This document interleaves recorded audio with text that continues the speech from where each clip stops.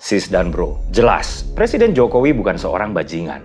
Apalagi bajingan yang tolol. PSI selalu doakan Bro Rocky Gerung agar sehat terus. Kalaupun misalnya sakit, kami yakin Bro Rocky akan dijenguk oleh Pak Jokowi. Dalih Rocky Gerung tutupi kasus hinaan Jokowi dengan seruan People Power. Rakyat jangan terpancing, Rocky sudah buat onar. Tangkap. Ditulis oleh tim redaksi jurnal, dikutip dari berbagai sumber. Rocky Gerung kali ini offside.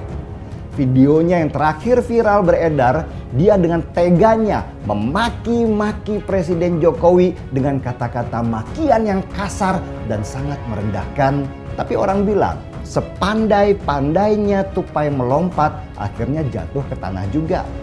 Halo, kembali berjumpa dengan suara Fani Bakri di channel media 45.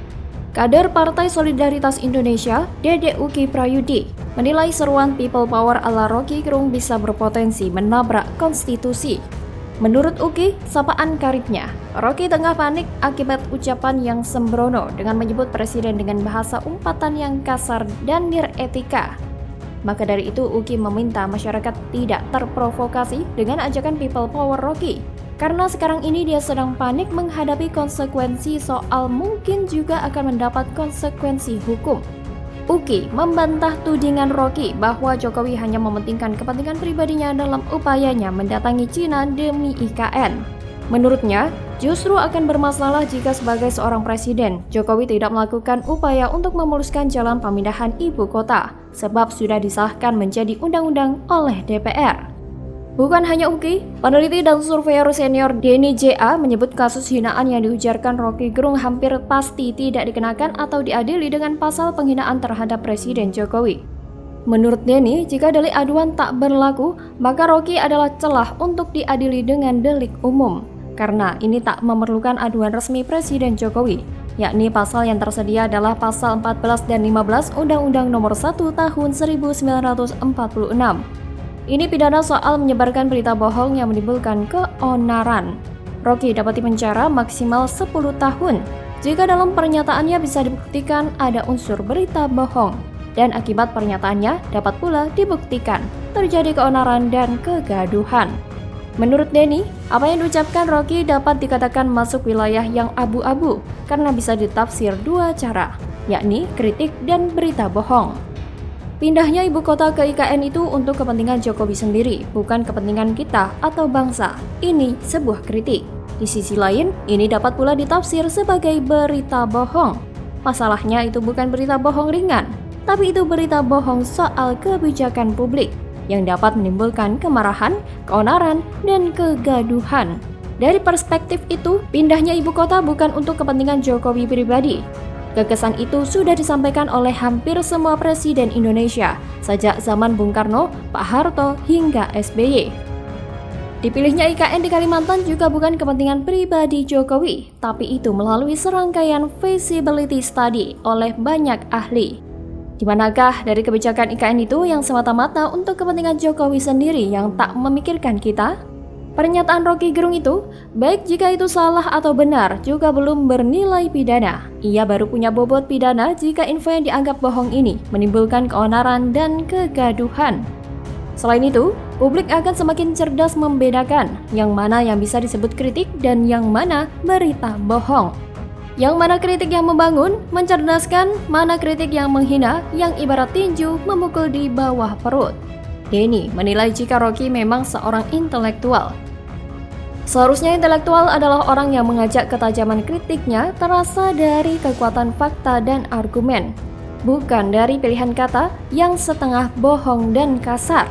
Jadi, melihat fakta-fakta dan keterangan di atas, Rocky Gerung juga harus dijadikan tersangka pasal membuat keonaran hingga menimbulkan keonaran di tengah masyarakat. Karena masyarakat sudah marah besar terhadap Rocky Gerung, dan terjadi aksi bakar foto Rocky Gerung sudah menjadi salah satu bukti adanya keonaran nyata di masyarakat akibat ucapan-ucapan Rocky Gerung yang penuh kebencian terhadap Presiden Jokowi.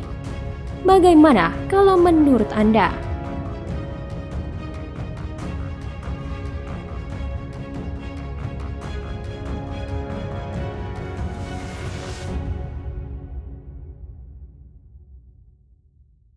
Tunjukkan bahwa kita punya rekam jejak yang baik, punya rekam gagasan yang baik, punya rekam karya yang baik.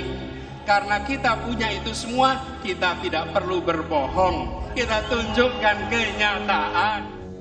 Hebatnya Anies, habis manis sepah dibuang, janji Anies di Jawa Barat apakah akan bernasib sama dengan DKI Jakarta? Ingat, janji manis berujung miris. Bukti Jakarta masih mangkrak. Ditulis oleh tim redaksi jurnal, dikutip dari berbagai sumber.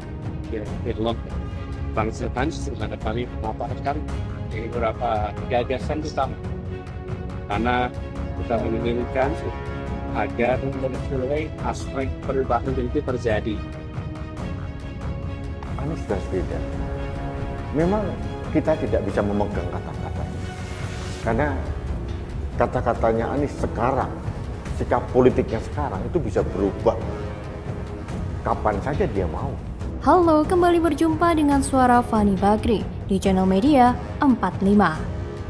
Ribuan simpatisan dan relawan Anies Baswedan mengikuti kegiatan Jalan Sehat Keluarga Besar PKS di lapangan Tagalega, Kota Bandung pada Sabtu 5 Agustus 2023. Acara yang berlangsung sejak pukul 7 waktu Indonesia Barat ini berhasil menarik perhatian banyak peserta dari wilayah Bandung Raya, termasuk Kota Bandung, Kabupaten Bandung Barat, Kabupaten Bandung hingga Cianjur.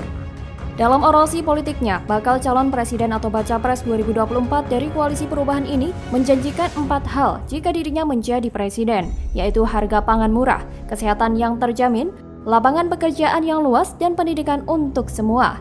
Anies pun mengungkapkan perubahan akan tercipta jika masyarakat dan pemerintah bersama-sama membuat serta mengawal kebijakan.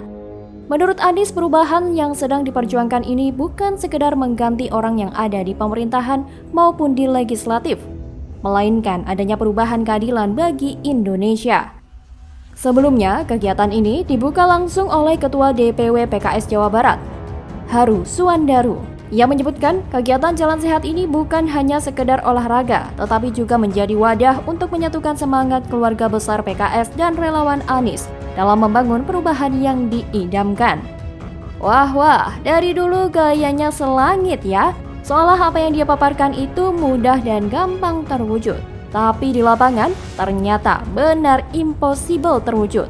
Akhirnya muncullah improvisasi pamungkas, yaitu kabur, sembunyi, atau turunkan target dengan alasan yang sudah direncanakan dengan matang. Bukankah ini jelas membuktikan jika Anies ini memang tidak becus kerja? Jejak digital sudah berserakan di dunia maya. Mau dibersihkan pun sudah tidak memungkinkan. Mau sembunyi pun tidak tahu lagi mau sembunyi di mana. Seluruh Indonesia sudah tahu Anies, sudah tahu sepak terjangnya dan bagaimana kinerja masa lalunya. Mau dipoles gimana pun, orang-orang sudah tahu apa saja kebobrokan Anies. Rekam jejak Anies saat ini seolah sudah ditelanjangi habis-habisan. Mau ditutupi dengan apapun, percuma saja. Nasib warga menengah ke bawah sebenarnya tidak ada perubahan di era Anies. Yang beda adalah mereka terlalu banyak makan janji manis hingga sakit gula. Setidaknya mereka pernah hidup dalam mimpi muluk dan ngarep bahwa Anies bisa mengangkat mereka dari perangkap kemiskinan dan kesulitan. Kadang kasihan lihat mereka, tapi apa daya mereka tidak pernah sadar sering ditipu menjelang tahun politik. Berpuluh-puluh tahun mereka itu takdirnya selalu jadi alat politik. Mereka selalu dimanfaatkan untuk meraih simpati. Mereka terlalu gampang percaya jika ada orang yang mengumbar janji akan memperjuangkan nasib mereka. Ibarat sudah pernah jatuh ke lubang yang sama berulang kali sampai tak terhitung lagi, tapi masih tetap tidak sadar. Seandainya Anies jadi presiden, mungkin akan menjadi sebuah hal yang tragis. Akan ada pengibulan terbesar sepanjang sejarah. Mungkin bisa direkomendasikan dapat rekor dunia Guinness sebagai tukang janji termanis dunia.